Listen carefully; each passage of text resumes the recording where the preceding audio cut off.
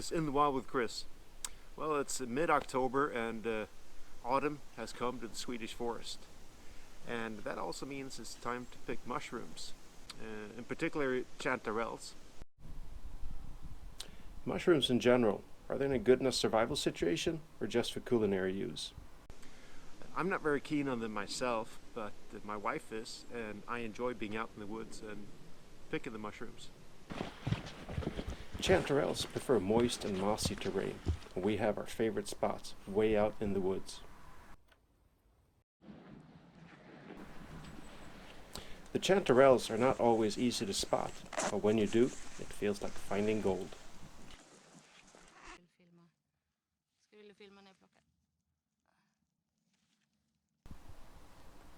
The fly agaric is quite toxic, but also easy to recognize. Now mushrooms, they have some nourishment, but in a survival situation you should stay away from them. One thing is that there are a lot of toxic mushrooms and you can get really sick and even die if you eat the wrong mushrooms.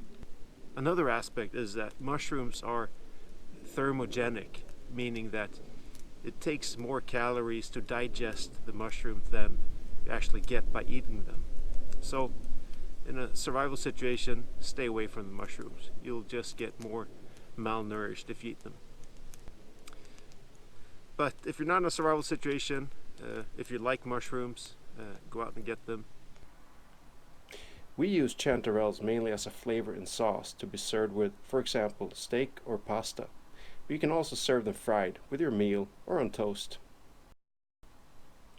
To keep them for later use, you can dry them and keep them in a jar or parboil them and put them in the freezer. Well, I hope you enjoy this little trip into the forest here in Sweden in the fall. If you did, please give it a like, share, and subscribe to my channel. Till next time, this is In the Wild with Chris, and I'm out.